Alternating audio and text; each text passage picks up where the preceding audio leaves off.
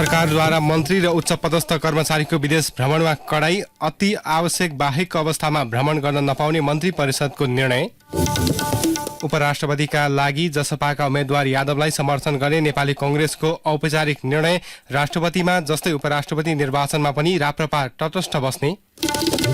प्रतिपक्षी भूमिका खुम्चिएको एमाले संगठन विस्तारमा केन्द्रित, आन्तरिक असन्तुष्टि सम्बोधन गर्ने र पार्टी सदस्यलाई उद्यमसँग जोड्ने चुनौती कायमै। पाकिस्तानी पूर्व प्रधानमन्त्री खानलाई पक्राउ गर्ने प्रयास दोस्रो दिन पनि सफल हुन सकेन, आफूलाई पक्राउ गर्न कानून विपरीत गतिविधि भएको खानको आरोप। र महिनौसम्म विवादको दुष्चक्रमा फँसेको नेपाली क्रिकेट आफ्नो लयमा फर्किँदै लिग 2 मा पाएको लगातारको सफलतापछि विश्वकप छनौट खेल्ने बलियो सम्भावना। नमस्कार, कान्तिपुर डायरीका साथमा सन्तोष र सूरज। समाचार अब विस्तारमा। सरकारले अति आवश्यक अवस्थामा बाहेक तत्कालका लागि मन्त्री र अन्य उच्च पदस्थ कर्मचारीको विदेश भ्रमणमा रोक लगाएको छ। मुलुकको अर्थतन्त्र कमजोर भइरहँदा सरकारी अधिकारी विदेश भ्रमणमा हुने खर्चले आर्थिक भार बढ्न सक्ने भन्दै चिन्ता व्यक्त भइरहेका बेला सरकारले उनीहरूको भ्रमण कडाई गर्ने निर्णय गरेको हो। मन्त्री परिषदको बैठकको निर्णय सार्वजनिक गर्दै सञ्चार तथा सूचना प्रविधि मन्त्री रेखा शर्माले मन्त्री र उच्च पदस्थ कर्मचारीले अत्यावश्यक बाहेक भ्रमण गर्न नपाउने निर्णय भएको जानकारी दिनुभयो। यो बीचमा अलि बढी अब यो विदेश भ्रमणका कुराहरू त्यो पनि आएका छन्। त्यो विदेश भ्रमणका कुराहरू अत्यावश्यक बाहेक अरू नगर्ने भन्ने एउटा प्रधानमन्त्रीज्यूको एउटा आयोजनामै एउटा छलफल भयो हिजो क्याबिनेट बैठकमा। र हिजोको बैठकले नेपाल सरकारका मन्त्रीहरू र अन्य उच्च पदस्थ कर्मचारीले अब उपरान्त अति आवश्यक अवस्थामा बाहेक विदेश भ्रमण नगर्ने भन्ने एउटा निर्णय भएको छ। त्यस्तै मन्त्री परिषदले पूर्व मुख्य सचिव लीलामणि पौडेलको संयोजकत्वमा गठित उच्चस्तरीय तलब सुविधा आयोगको प्रतिवेदन कार्यान्वयनका लागि काम अघि बढाउने निर्णय गरेको छ। त्यसका लागि प्रधानमन्त्री तथा मन्त्री परिषदको कार्यालयका सचिवको संयोजकत्वमा कार्यान्वयन सहजीकरण समिति गठन गर्ने निर्णय भएको मन्त्री शर्माले बताउनुभयो। पूर्व मुख्य सचिव श्री लीलामणि पौडेलको संयोजकत्वमा त्यो एउटा आयोग गठन भएको थियो, उच्च स्तरीय तलब सुविधा आयोग गठन भएको थियो र त्यो आयोगले प्रतिवेदन बुझाएको छ। र त्यो प्रतिवेदन कार्यान्वयनको लागि प्रधानमन्त्री तथा मन्त्रीको कार्यालयका सचिवको संयोजकत्वमा सहजीकरण समिति गठन गर्ने भन्ने निर्णय भएको छ। प्रधानमन्त्री कार्यालयका सामान्य प्रशासन हेर्ने सचिवको नेतृत्वमा त्यो सहजीकरण समिति गठन गर्ने भन्ने निर्णय हिजोको मन्त्री परिषदको बैठकले गरेको छ। र त्यसलाई कार्यान्वयनको निम्ति त्यसले कार्यतालिका बनाएर सम्बन्धित मन्त्रालय निकायहरूमा त्यसले पठाउनेछ। सरकारले नेपाल र संयुक्त राज्य अमेरिका बीच अधीन भिसा शुल्कमा एकरूपता कायम गर्ने निर्णय पनि गरेको छ। यसैबीच सरकारले यति एयरलाइन्सको विमान दुर्घटना सम्बन्धी जाँच आयोगको म्याद 45 दिन थपेको छ। गत माघ 1 गते त्रिभुवन विमानस्थलबाट पोखराका लागि उडेको यति एयरलाइन्सको एटीआर विमान सेती नदीको खोजमा दुर्घटनाग्रस्त हुँदा 72 जनाले ज्यान गुमाएका थिए। नेपाली कांग्रेसले उपराष्ट्रपति पदमा जनता समाजवादी पार्टी जसपाका उम्मेद्वार राम सहाय प्रसाद यादवलाई समर्थन गर्ने भएको छ। बिहान बसेको कार्य सम्पादन समितिको बैठकले यादवलाई समर्थन गर्ने औपचारिक निर्णय गरेको हो। सत्ता गठबन्धनको अर्को दल जनमत पार्टीले ममता झालाई उम्मेद्वार बनाएपछि कांग्रेसले यादवलाई समर्थन गरेको हो। बैठकबारे जानकारी दिँदै पार्टी प्रवक्ता प्रकाश शरण महतले भन्नुभयो, संघीय लोकतान्त्रिक गणतन्त्र नेपालको उपराष्ट्रपति पदको यही 79/3 गते हुने निर्वाचनमा गठबन्धन दलहरूका तर्फबाट साझा उम्मेद्वार रहनुभएका जनता समाजवादी पार्टी नेपाल को केन्द्रीय कार्यकारिणी समितिका सदस्य माननीय राम सहाय प्रसाद यादवलाई समर्थन गर्ने र संघीय संसदका मान्य सदस्य एवं प्रदेश सभाका मान्य सदस्यहरूलाई श्री राम सहाय प्रसाद यादवको पक्षमा मतदान गर्न निर्देशन गर्ने पनि निर्णय यो बैठकले गरेको छ। त्यस्तै चितवन क्षेत्र नम्बर 2 मा आगामी वैशाख 10 गते हुने उपनिर्वाचन र अन्य क्षेत्रमा हुने उपनिर्वाचनका लागि उम्मेद्वारको नाम सिफारिस गर्न जिल्लालाई निर्देशन दिने निर्णय भएको प्रवक्ता महतले बताउनुभयो। 2080 वैशाख 10 गते हुने चितवन क्षेत्र नम्बर 2 लगायत उपनिर्वाचन हुने अन्य क्षेत्रको प्रतिनिधि सभा सदस्य पदको प्रत्यक्ष स्तरको उम्मेदवारीको लागि पार्टी विधानको धारा 32(8) क ख ग बमोजिमको प्रक्रिया पुराई उम्मेदवारको नाम प्रस्ताव र सिफारिस गर्नका लागि पार्टीका सम्बन्धित निकायलाई उपयुक्त समयमा केन्द्रीय कार्यालय मार्फत निर्देशन गर्ने पनि निर्णय यो बैठकले गरेको छ। यसैबीच राष्ट्रिय प्रजातन्त्र पार्टीले उपराष्ट्रपति निर्वाचनमा पनि तटस्थ बस्ने निर्णय गरेको छ। राप्रपाको केन्द्रीय कार्य सम्पादन समितिको बैठकले राष्ट्रपति जस्तै उपराष्ट्रपति निर्वाचनमा पनि मतदानमा भाग नलिने निर्णय गरेको हो। राप्रपाले रासायनिक मलमा किसानले पाउँदै आएको अनुदान घटाउने र मूल्यवृद्धि गर्ने सरकारको निर्णयप्रति आपत्ति जनाएको छ। सरकारी निर्णय फिर्ता लिन पार्टीले जिल्ला समितिले 77 वटै जिल्लाका प्रमुख जिल्ला अधिकारी मार्फत सरकारलाई ज्ञापन पत्र बुझाउने लगायत विरोध कार्यक्रम गर्ने निर्णय गरेको प्रवक्ता मोहन श्रेष्ठले जानकारी दिनुभयो। राप्रपाले बैंकको अस्वाभाविक ब्याजदरको विषयमा आन्दोलनरत व्यवसायीको माग तत्काल सम्बोधनका लागि सरकारसँग माग समेत गरेको छ। सरकारले वैदेशिक रोजगारका लागि खाडी मुलुक तथा मलेसिया र युरोपमा तोकिएको 2 वर्षे करार पत्र हटाएको छ। श्रम रोजगार तथा सामाजिक सुरक्षा मन्त्रालयका सहसचिव ढुण्डीराज घिमिरेले विज्ञप्ति जारी गर्दै यसअघि 2 वर्षे करार पत्रको आधारमा श्रम स्वीकृति जारी गर्दै आएकोमा अब यो प्रावधान हटाइएको जानकारी दिनुभयो। श्रम मन्त्रालयको समेत जिम्मेवारी सम्हाल्नुभएका प्रधानमन्त्री पुष्पकमल दाहालले 2 वर्षे करार पत्रलाई हटाउनु भएको हो। गन्तव्य मुलुकबाट प्राप्त कार्य अनुरूप रोजगारदाता र श्रमिक बीच भएको सम्झौताको आधारमा सोही अवधि तोकी श्रम स्वीकृति दिने व्यवस्था भएको मन्त्रालयले जनाएको छ। श्रम मन्त्रालयका अनुसार यो प्रावधान राहत तथा उद्धारसँग सम्बन्धित छ। यसअघि खाडी तथा मलेसियामा नेपाल सरकारले 2 वर्षे करार पत्रमा श्रम स्वीकृति जारी गर्दै आएको थियो।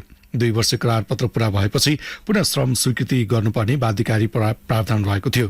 मन्त्रालयका सचिव एकनारायण अर्यालले रोजगारदाता र कम्पनी बीच करार पत्रको अवधि तोकिए पनि कामदारले पाउनुपर्ने सेवा सुविधा भने सम्बन्धित देशको श्रम कानून अनुसार नै पाउने बताउनु भएको छ। कान्तिपुर डायरीमा अब ब्रेकको पालो। कान्तिपुर डायरीमा अब कान्तिपुर सविस्तार। कान्तिपुर सविस्तार। 3 महिना अघि भएको प्रतिनिधि सभा र प्रदेश सभाको निर्वाचनबाट अपेक्षा अनुरूप जनादेश प्राप्त गर्न नसकेको नेकपा एमाले संगठनलाई बलियो बनाउने रणनीति सहित 2 महिने अभियानमा केन्द्रित भएको छ। पार्टीका केन्द्रीय सदस्यलाई ओडा हुँदै टोलसम्मको कमिटी गठन पुनर्गठन संगठन विस्तार सदस्यता नवीकरण लगायत जिम्मेवारी तोकिँदा पार्टी पदाधिकारीले समेत प्रदेश अभिमुखीकरण र अनुगमनको जिम्मेवारी पाएका छन्।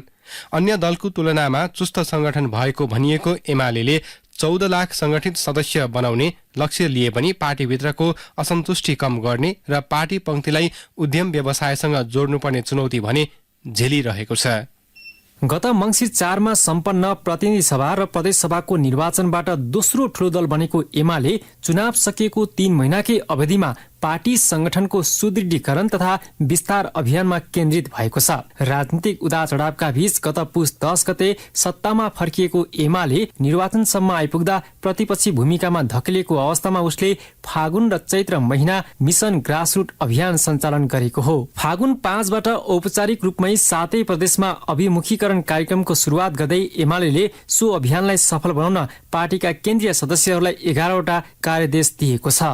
2 महिनासम्म वडा हुँदै टोलसम्मको कमिटी गठन पुनर्गठन संगठन विस्तार सदस्यता नवीकरण नयाँ सदस्यता वितरण गर्ने प्रशिक्षण पार्टीबारे सुझाव संकलन जनप्रतिनिधि र पार्टीको सम्बन्ध सुधार लगायत जिम्मेवारी पाएका 332 केन्द्रीय सदस्यहरू स्थानीय तहमा खटिएका छन्। केन्द्रीय नेताहरू काठमाडौँमा केन्द्रित हुने प्रवृत्ति हावी हुँदा संगठन प्रभावकारी हुन नसकेको गुनासो बढ्न थालेपछि एमाले केन्द्रीय सदस्यहरूको सांगठनिक क्षमता परीक्षण समेत गर्ने रणनीति बनाएको हो। अभियानमा सहभागी भएका नेताहरूका अनुसार स्थानीय तहले गरेका कामहरूको अनुगमन जनतासँगको घर दैलो कार्यक्रमबाट सुझाव संकलन गर्ने क्रममा थुप्रै समस्याहरू उजागर भएका छन्। कर्णाली प्रदेशका 10 मध्ये 7 वटा जिल्लामा पुगेका केन्द्रीय सचिव योगेश भट्टराई कतिपय जनप्रतिनिधिबाट भएका कामहरूप्रति सन्तुष्ट हुन सकेका छैनन्। उनले भने कर्णालीको मूलत समस्या भनेको भौगोलिक विकटताले उत्पन्न गरेको समस्या हो, गरिबीले उत्पन्न गरेको समस्या हो। अहिले पनि अब त्यहाँ चाहिँ प्रति व्यक्ति आय अरू प्रदेशको भन्दा कम छ,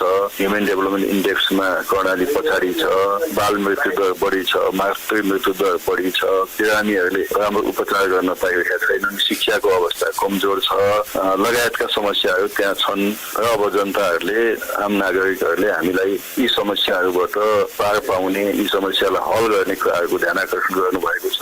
अब राज्यबाट गएको साधन स्रोतको पनि कतिपय ठाउँमा सही सदुपयोग भएको छैन, अनियमितताहरू भएका छन्, त्यसमाथि निगरानी बढाउनु पर्यो भनेर उहाँहरूले भन्नुभएको छ।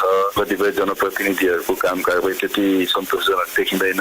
2075 सालमा एमाले र माओवादी केन्द्रबीच भएको एकीकरण पश्चात 8 लाख सदस्य पुगेको एमालेको दाबी छ। एमाले संगठन विभागका अनुसार हाल 10,92,000 सदस्य रहेको अभिलेख रहेकोमा अहिलेको अभियानबाट नवीकरण तथा नयाँ सदस्य वितरणपछि अझै संख्या थपिने सम्भावना छ। संगठनको हिसाबमा अन्य दलको तुलनामा चुस्त मानिने एमाले वार्षिक रूपमा सदस्यता शुल्क तथा लेबी समेत उठाउँदै आएको छ। यही पृष्ठभूमिमा एमाले संगठन सुदृढीकरण अभियान मार्फत करिब 14 लाख सदस्य बनाउने लक्ष्य लिएको छ। पार्टी सदस्यलाई राजनीतिक रूपमा क्रियाशील मात्र बनाउने तर उद्यम व्यवसायमा लगाउन नसकेको भन्दै नेपालका सबैजसो दलको आलोचना हुँदै आएका छन्। त्यसो हो भने सदस्य संख्या बढाउने लक्ष्यमा रहेको एमाले आफ्ना संगठित सदस्यहरूलाई उद्यमी बनाउनेतर्फ योजना बनाएको छ त भने प्रश्नमा सचिव भट्टराई भन्छन्, हाम्रो यो अभियानको एउटा उद्देश्य छ, सम्पूर्ण पार्टी सदस्यहरूलाई श्रमसँग जोड्ने, उत्पादनसँग जोड्नुपर्छ भनेर पार्टी सदस्यहरूलाई प्रेरणा दिने त्यो काम पनि हामीले गरेका छौँ। 5 दलीय गठबन्धनको सामना गर्दै प्रत्यक्षतर्फ 44 र समानुपातिकतर्फ झण्डै 28 लाख भोट ल्याएर 34 सिट जितेको एमाले 78 सिट सहित संघीय संसदको दोस्रो ठूलो दल बनेको थियो। पार्टी विभाजनको मार खेपे पनि आफ्नो जनाधार कायम राख्न सक्नुलाई एमालेको चुनावी सफलता मानिएको छ। चुनाव सकिएको 3 महिनाकै अवधिमा संगठनलाई अझ विस्तार गर्ने तयारीमा जुटेको एमाले यतिखेर प्रतिपक्षीको भूमिकामा छ। त्यसैले सरकारमा रहँदा होस् वा नरहँदा पार्टीमा जोडिएका युवा पंक्तिलाई सक्रिय बनाउन आफूहरू केन्द्रित भएको नेताहरूले बताएका छन्। अभियानका लागि कोशी प्रदेश अन्तर्गत ताप्लेजुङ जिल्लाको जिम्मेवारी पाएका खगेन्द्र राई भन्छन्, दलाल पुँजीपति वर्गबाट चाहिँ हाम्रो कस्तो छ भन्दाखेरि हाम्रो युवाहरू चाहिँ एक किसिमले आर्थिक रूपले भ्रष्ट बनाउने कुरा, महिलाहरूलाई चाहिँ भ्रष्ट बनाउने कुरा, एउटा पुस्तै खतम बनाउने कुरा छ कि यो देखिरहेको छ। त्यसो युवाहरूलाई कसरी हामीले चाहिँ उद्यमी बनाउने हो, महिलाहरूलाई कसरी उद्यमी बनाउने हो, कसरी राष्ट्र निर्माणमा चाहिँ सारा युवा शक्तिहरू जो दिनकै अब 14-15 हजार लाइन लागेर जाने युवाहरू छन्, यो भाषण गरेर हुने कुरा होइन। तर हामीले चाहिँ हाम्रो पार्टीको तर्फबाट साँच्चै गरेर देखाउनु पर्छ र उहाँहरूलाई चाहिँ एउटा देशको समृद्धिको पक्षमा उहाँहरूलाई कसरी चाहिँ हामीले परिचालित गर्नु, त्यसको लागि त हामी पहिला कुरा चाहिँ हामी नमुना बनेर निस्किनु पर्यो नि त। गपहरूले शिक्षण त हासिल गरेर त के हुन्छ। नेकपा विभाजित भए पनि एमालेमै रहेका पूर्व माओवादी धारका नेताहरू केन्द्रीय तहमा प्रभावकारी हुन नसकेको टिप्पणी भइरहेका छन्। तर एमाले अहिलेको अभियानमा पूर्व माओवादी धारका नेता र कार्यकर्तालाई समेत समेट्ने प्रयास गरिरहेको छ। गण्डकी प्रदेश अन्तर्गत म्याग्दी जिल्लाको जिम्मेवारी पाएका नेता पदम गिरी भन्छन्, ग्रासरुट अभियानले चाहिँ हिजो नेकपा माओवादीमा रहनुभएका जो पछि चाहिँ नेकपा एमालेमा रहनुपर्ने ती नेता कमरेडहरू पनि सबै अहिले आफ्नो आफ्नो भूगोलको जिम्मेवारी लिएर त्यो ठाउँमा चाहिँ ग्रासरुट अभियान नेतृत्व गरेर जानुभएको छ। एकदम म्यासिभली लाग्नु भएको छ, पार्टी निर्माणको काममा केन्द्रित हुनु भएको छ। खास गरी यो पार्टीलाई सुदृढीकरण गर्ने अभियान भएको हुनाले चाहिँ सबै पार्टीका नेताहरू यो पार्टीलाई चाहिँ अब सशक्त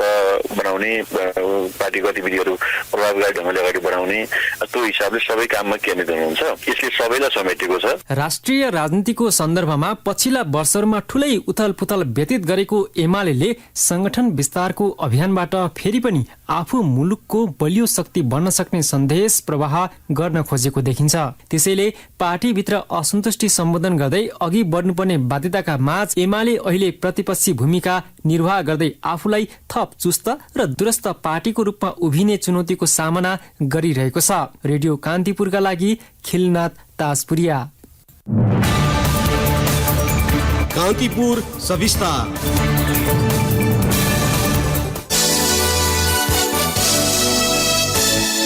सरकारी स्वामित्वको दुग्ध विकास संस्थान डीडीसीले भोलिदेखि लागू हुने गरी दूधको मूल्य बढाएको छ। संस्थानले भोलि बिहिबारदेखि नयाँ मूल्य प्रिन्ट भएको प्याकेट दूध बजारमा पठाउने भएको हो। डीडीसीका महाप्रबन्धक सञ्जीव झाले सरकारी निर्णय अनुसार किसानलाई बढेको दूधको मूल्य दिइसकेको र भोलिबाट त्यो मूल्य उपभोक्तालाई पर्ने जानकारी दिनुभयो। कृषि तथा पशुपन्छी विकास मन्त्रालयको लिखित सहमतिमा दूधको उपभोक्ता मूल्य बढाउने निर्णय गरिएको संस्थानका महाप्रबन्धक झाले जानकारी दिनुभएको छ। अब स्ट्यान्डर्ड दूध निलो प्याकेटको मूल्य प्रति लिटर 11 रुपियाँ बढ्नेछ। हाल प्रति लिटर 86 रुपियाँ पढेको दूध भोलिबाट 97 रुपियाँ पर्नेछ। त्यस्तै संस्थानले गाईको दुधको मूल्य प्रति लिटर 14 रुपियाँ बढाएको छ। भोलिबाट गाईको दुधको मूल्य उपभोक्तालाई प्रति लिटर 116 रुपियाँ पर्नेछ। संस्थानले क्रिमयुक्त दुध हरियो प्याकेट भनी को मूल्य प्रति लिटर 16 रुपियाँ बढाएको छ। भोलिदेखि हरियो दुधको प्याकेटको मूल्य उपभोक्तालाई प्रति लिटर 130 रुपियाँ पर्नेछ। चिया दुधको मूल्य भनी प्रति लिटर 10 रुपियाँ बढेर 90 रुपियाँ पर्ने डीडीसीले जनाएको छ।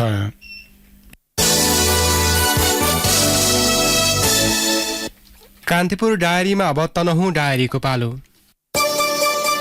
तनहुँ डायरीबाट सम्झना र शैलीको नमस्कार। नेपाल घरेलु तथा साना उद्योग महासंघ महिला उद्यमी तनहुँले दमौलीमा ब्यास कोसेली घर सञ्चालनमा ल्याएको छ। ब्यास नगरपालिका 3 मालपोत लाइनमा सञ्चालन गरिएको सो कोसेली घरमा घरेलु उद्योगबाट उत्पादित वस्तुदेखि तनहुँको मुख्य उत्पादन माछ, पिडालुदेखि वन जंगलमा पाइने गिट्ठा भ्याकुर राखिएको छ। स्थानीय स्तरका कृषि उपज र साना उद्यमीको उत्पादनलाई सुपथ मूल्य र सहज बजारीकरणका लागि कोसेली घर सञ्चालनमा ल्याइएको महिला उद्यमी तनहुँकी अध्यक्ष कल्पना गौलीले बताउनुभयो। तनहुँको शुक्ला गण्डकी र बिमार नगरपालिकामा 16 लिफ्ट सिंचाई योजना सम्पन्न गरिएको छ।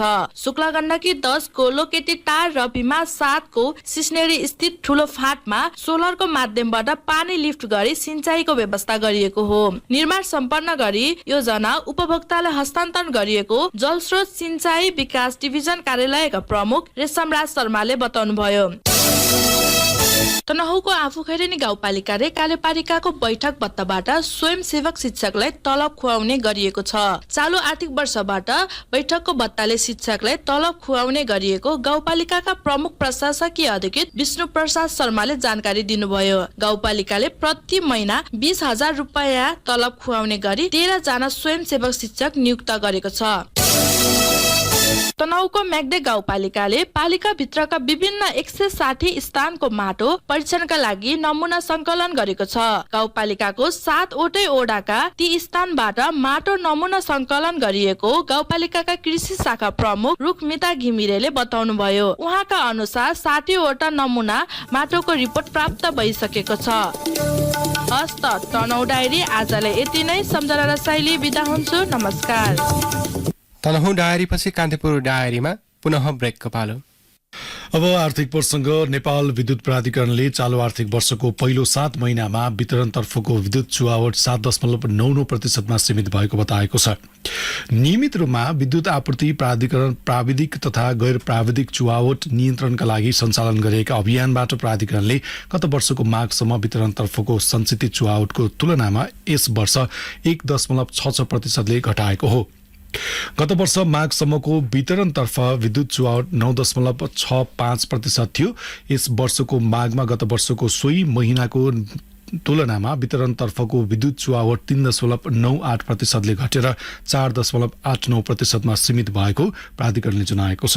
प्राधिकरणका अनुसार समग्र विद्युत चुहावट माघसम्म 12.59%मा सीमित भएको छ।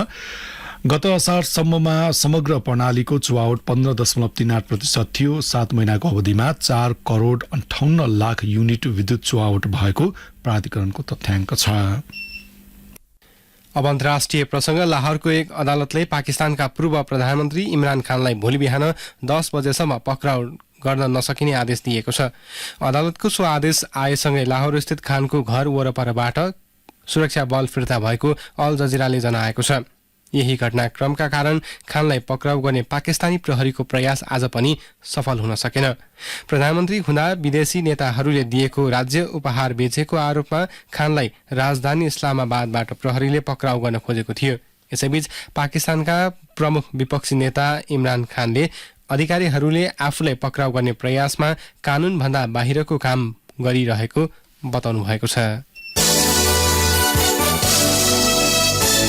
अब खेल प्रसङ्ग। नेपाल क्रिकेट संघ क्यान भित्रको आन्तरिक विवाद, राष्ट्रिय क्रिकेट टोलीका खेलाडीहरू बीचको टकराव, छोटो समयमै मुख्य प्रशिक्षक र कप्तान परिवर्तन तथा लगातारको असफल नतिजाका कारण धर्मराएको नेपाली क्रिकेट पछिल्लो समय लयमा देखिएको छ। नेपाली क्रिकेटका लागि गत महिनासम्म स्थिति हरेक दृष्टिकोणले प्रतिकूल थियो। नेपालले एक दिवसीय अन्तर्राष्ट्रिय मान्यताको हैसियत जोगाउन सक्नेमा क्रिकेट प्रेमीहरूले नै शंका गरिरहेका थिए। तर एक महिनाको बीचमा नेपाली क्रिकेटको नतिजा फेरिएको मात्रै छैन, विश्वकप छनौट खेल्ने सम्भावना बलियो बनाएको छ। एक रिपोर्ट। 4 साता अघिसम्म के नेपाली क्रिकेटले एक दिवसीय अन्तर्राष्ट्रिय मान्यता जोगाउन सक्ला भन्ने जिज्ञासा र आशंका मिश्रित प्रश्नको सामना गरिरहेको थियो। तर यही 4 साताभित्र नेपाली क्रिकेटले अपत्यारिलो नतिजा निकाल्दै एक दिवसीय मान्यता मात्रै कायम राखेन। आईसीसी विश्वकप लीग 2 को ग्लोबल छनौटमा शीर्ष 3 भित्र पर्दै सोझै विश्वकप छनौट हुने आधार बनाएको छ र त्यसका लागि एक मात्र जितको खोजीमा छ। फागुन 2 देखि 9 गतेसम्म घरेलु मैदानमा नामिबिया र स्कटल्याण्ड सम्मिलित आईसीसी विश्वकप लीग 2 श्रृंखलाको 7औं सिरिजमा नेपालले 100% नतिजा निकाल्यो। सो सिरिज अन्तर्गतका 4 खेल जित्दै नेपालले विश्वकप लीग 2 मा अहिलेसम्मकै उत्कृष्ट प्रदर्शन गर्यो। नेपालले लीग 2 को श्रृंखला क्लीन स्वीप गरेको यो पहिलो पटक हो। फागुन 2 मा नामिबियालाई 2 विकेटले हराउँदै नेपालले ऐतिहासिक जित मात्रै दर्ता गरेन, त्यसका साथै नेपालले 5 कीर्तिमान बनाए। ओडीआईमा नामिबियालाई हराउनु नै नेपालको पहिलो कीर्तिमान हो। यस्तै ओडीआई क्रिकेटमा नेपालले पूरा गरेको 287 रनको लक्ष्य अहिलेसम्मकै सर्वाधिक ठूलो योगफल हो। सोही खेलमा कुशल भुर्तेलले 49 बलमा आफ्नो ओडीआई करियरको पहिलो शतक पूरा गरे भने रोहित पौडेल र कुशल भुर्तेलले 133 रनको शतकीय कीर्तिमानी साझेदारी गरे। ओडीआईमा नेपालबाट बनेको यो उच्च साझेदारी हो। अर्को कीर्तिमान कप्तान रोहित पौडेलको नाममा रह्यो। उनी ओडीआई क्रिकेटमा 1000 रन पूरा गर्ने पहिलो नेपाली खेलाडी बने। यस्तै करण केसीले कीर्तिमानी 5 विकेट लिए। ओडीआई क्रिकेटमा 5 विकेट 3 पटक लिने करण पहिलो नेपाली खेलाडी बने। सो सिरिजमा बलर सन्दीप लामिछानेले सर्वाधिक 13 विकेट लिए। यो नतिजाले नेपालको एक दिवसीय मान्यता जोगाउने आधार तय गरेको थियो। त्यसपछि फागुन 13 बाट यूएईमा पपुवा न्यूगिनी र यूएई सम्मिलित आईसीसी विश्वकप लीग 2 श्रृंखलाको 8औं सिरिजमा पनि नेपालले खेलेका 4 मध्ये 3 खेल जित्दै उत्कृष्ट प्रदर्शन गर्यो। नेपालले विदेशी भूमिमा खेलेको लीग 2 को एकै श्रृंखलामा पहिलो पटक 3 खेल जित्यो। पपुवा न्यूगिनी विरुद्धको दुवै खेल जितेको नेपालले यूएई सँगको एक खेल जित्दा अर्कोमा हार बिहोर्यो। तर लीग 2 मा यूएई माथि नेपालले पहिलो जित भने निकाल्न सफल भयो। यूएई सिरिज अन्तर्गत पपुवा न्यूगिनी विरुद्ध नेपाल 4 विकेटले विजयी भयो। सो खेलमा ओपनर आसिफ शेख र कुशल भुर्तेलले पहिलो विकेटका लागि 4.5 ओभरमा 76 रनको साझेदारी गरे। सिरिज अन्तर्गत यूएई विरुद्धको एक खेलमा नेपाल 3 विकेटले विजयी भयो। नेपालको जितमा आसिफ शेखले 103 बलमा 2 चौका र 1 छक्का प्रहार गर्दै सर्वाधिक 86 रन जोडे। सो खेलमा आसिफ र सन्दीपले 77 रनको अभिजित साझेदारी गरे। ओडीआईमा यो नेपालबाट 8औं विकेटका लागि बनेको उच्च साझेदारी हो। नेपाल टी20 लीगका कारण उत्पन्न विवाद, म्याच तथा स्पट फिक्सिङका कारण खेलाड़ीमा देखिएको तनाव, टी20 मा खराब प्रदर्शन तथा क्रिकेट संघभित्रको विवादका कारण खेलाड़ीहरू मानसिक दबावमा थिए। त्यसैले नेपाली क्रिकेटले उत्कृष्ट प्रदर्शन गर्ने वा श्रृंखलाका सबै खेल जित्ने अपेक्षा कसैमा थिएन। यस्तोमा एक दिवसीय अन्तर्राष्ट्रिय मान्यता जोगाउने चुनौती थियो। तर 100% जित निकाल्दै नेपाली खेलाड़ीले लामो समयपछि ऐतिहासिक प्रदर्शन गर्दै क्रिकेट प्रेमी तथा समर्थकलाई उपहार दिए। फागुन 25 बाट घरेलु भूमिमा जारी पपुवा न्यूगिनी र यूएई सम्मिलित लीग 2 अन्तर्गतको 9औं तथा अन्तिम सिरिजमा पनि नेपालले आफ्नो लय कायम राखेको छ। जारी सिरिज अन्तर्गतका 4 मध्ये 3 खेल जितिसकेको छ। पपुवा न्यूगिनीलाई पहिलो खेलमा 52 रनले हराएको नेपालले दोस्रो खेलमा यूएईलाई 177 रनको फराकिलो अन्तरले पराजित गर्यो। यस्तै सोमबार पपुवा न्यूगिनी विरुद्ध 9 विकेटको शानदार जित निकाल्दै नेपाल ग्लोबल छनौटको एक कदम टाढा छ। नेपालले अब मात्र एक खेल खेल्न बाँकी छ। त्यसैले आगामी बिहीबार यूएई विरुद्धको खेल टोलीका लागि अग्नि परीक्षा हुनेछ। नेपालले सोमबार पपुवा न्यूगिनी विरुद्ध 7.4 ओभरमा पूरा गरेको लक्ष्य ओडीआई इतिहासकै सर्वाधिक छिटो 5औं जित हुन पुग्यो। लीग 2 श्रृंखलाका पछिल्ला 3 सिरिज अन्तर्गतका 11 मध्ये 10 खेल खेलेर सन्दीपले सर्वाधिक 28 विकेट लिएका छन्। एक दिवसीय मान्यता जोगाउने सफलताको श्रेय भारतीय प्रशिक्षक मोन्टी देसाईले समेत पाएका छन्। विश्वकप लीग 2 श्रृंखलाको अन्तिम खेलमा घरेलु मैदान र दर्शकको साथ पाएको नेपालको मनोबल उच्च छ। घरेलु पिचको फाइदा उठाउन सके नेपाली क्रिकेटले इतिहास रच्नेछ। रेडियो कान्तिपुरका लागि पूजनी श्रेष्ठ। यसैबीच आइसिसी विश्वकप लिग 2 मा पपुवा न्युगिनी पीएनजी विरुद्ध युएई 6 विकेटले विजयी भएको छ। कीर्तिपुर स्थित त्रिवी क्रिकेट मैदानमा पीएनजीले दिएको 235 रनको लक्ष्य युएईले 66 बल अगावै 4 विकेटको क्षतिमा भेटाएको हो। सुरुवाती ब्याटिङ गरेको पीएनजीले निर्धारित 50 ओभरमा 7 विकेटको क्षतिमा 234 रन बनाएको थियो। पछिल्ला 4 खेलमा पराजित भएको युएई आजको जितपछि 35 खेलबाट 33 अङ्कका साथ तालिकाको 6औं स्थानमा छ। पीएनजी भने 36 खेलबाट 11 अङ्कका साथ तालिकाको पुछारमा छ। अवस्था यिनै प्रसङ्गसँगै कान्तिपुर डायरीका आजका सम्पूर्ण बुलेटिन यही सकिन्छ। भोलि बिहान 6:30 बजे नियमित बुलेटिनका साथमा उपस्थित हुने नै छौँ। तबसम्मका लागि न्युज डेस्कका सम्पूर्ण सहकर्मीसँगै सन्तोष र सुरजलाई पनि आज्ञा दिनुहोस्। नमस्कार, शुभरात्रि।